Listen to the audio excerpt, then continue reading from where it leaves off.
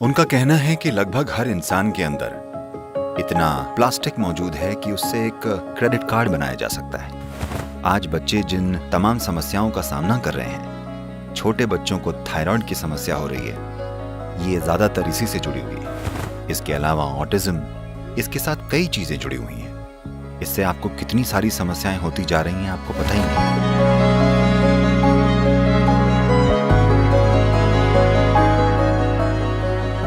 तो सद्गुरु, आपका अधिकांश काम स्थायी समाधानों की ओर है, पर आपका बहुत सारा काम मानव चेतना को ऊंचा उठाने के लिए भी है। एक आदमी या छोटा व्यवसाय या समुदाय या समाज इसमें क्या भूमिका निभा सकते हैं? देखिए, ये दो अलग अलग चीजें नहीं हैं।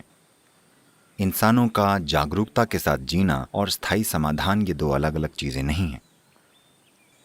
जैसे हम चीजें कर रहे हैं, वैसे इन्हें लंबे समय तक कायम नहीं रखा जा सकता। ऐसा सिर्फ इसलिए है क्योंकि हम जागरूक नहीं हैं। हम इस धरती पर अपने काम सचेतन तरीके से नहीं कर रहे हैं। हर किसी की अपनी मजबूरियां हैं, लोगों की मजबूरियां हैं, समाजों की मजबूरियां हैं, देशों की मजबूरियां हैं, दुनिया की सच्चाई की अपनी मजबूरियां हैं। इन मजबूरियों को पूरा करने के लिए हम ऐसी चीजें कर रहे हैं जो हमारे वजूद की बुनियाद ही छीन ले रही हैं। ये पंचतंत्र की उस कहानी की तरह है जिसमें एक आदमी डाल के उल्टे छोर पर बैठा है और उसे ही काट रहा है।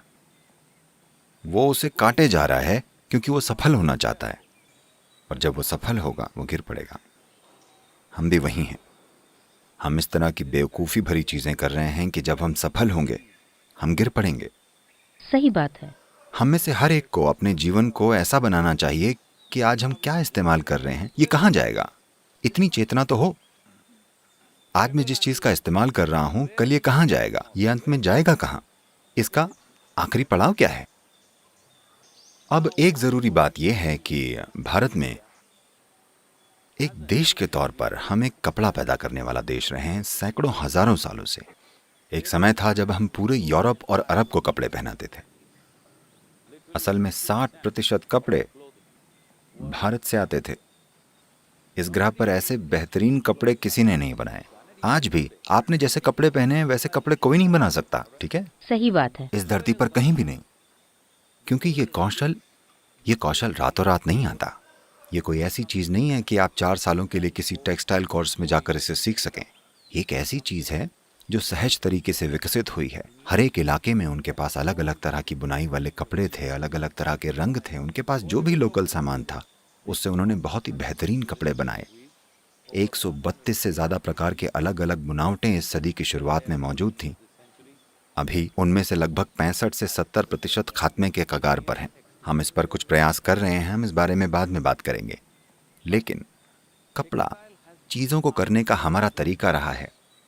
हमें वापस उस पर जाना होगा। असल में ब्रिटिश काल के दौरान इसे बिगाड़ा गया, जब वो बड़े कायदे से भारतीय वस्त्रों की ताकत को तोड़ देना चाह रहे थे, क्योंकि वो मैनचेस्टर को खड़ा करना चाहते थे, जो उन्होंने सफलतापूर्वक किया भी, ठीक है? अब लोग बड़े गर्व से कोयम्बतूर को भारत का मैनचेस्टर कहते हैं।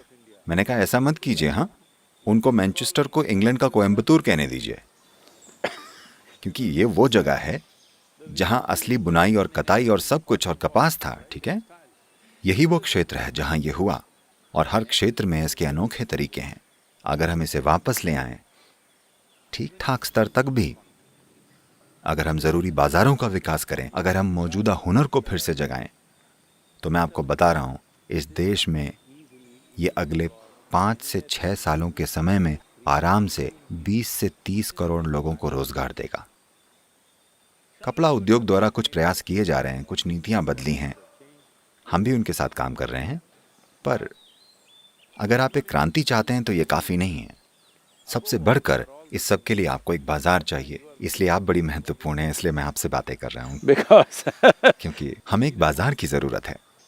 बाजार को कलात्मकता को लेकर संवेदनशील होना चाहिए। बाजार को स्थायी चीजों को लेकर संवेदनशील होना चाहिए। फिलहाल लोग किसी दुकान में जाकर shop and buy 10 नायलॉन के कपड़े खरीद लेना चाहते हैं, क्योंकि अगर वो शॉपिंग गए तो कोई भी एक कपड़ा नहीं खरीद रहा, वो 2 दर्जन खरीदते हैं।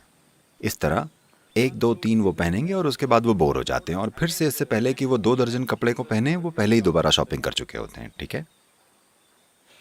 85% of the clothing इस दुनिया में 85% कपड़े 1 साल में ही कचरे के गड्ढों में चले जाते हैं।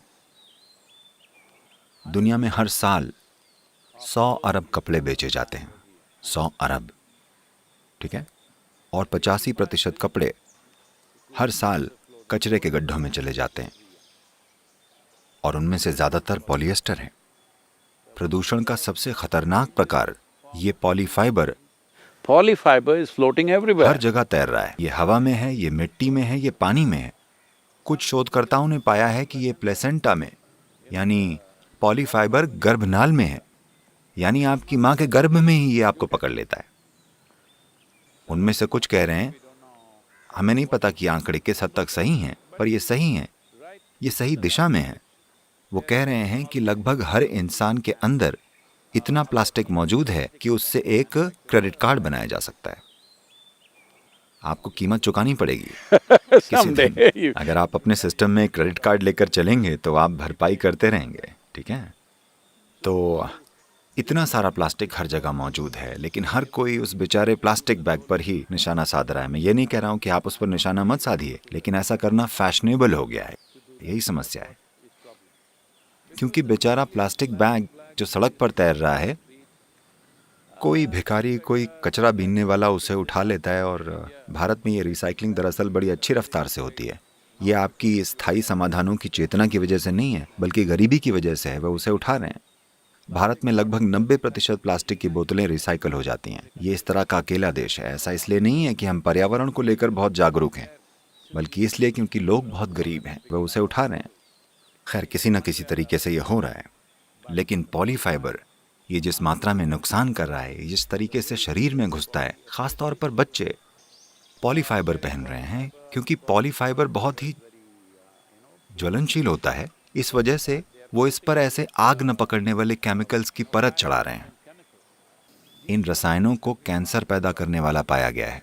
आज बच्चे जिन ढेर सारी समस्याओं का सामना कर रहे हैं, छोटे बच्चों को थायराइड की समस्या हो रही है, वो मोटे तौर पर आग न पकड़ने वाले केमिकल से जुड़ी हुई हैं, जिन्हें वो कपड़ों पर इस्तेमाल कर रहे हैं।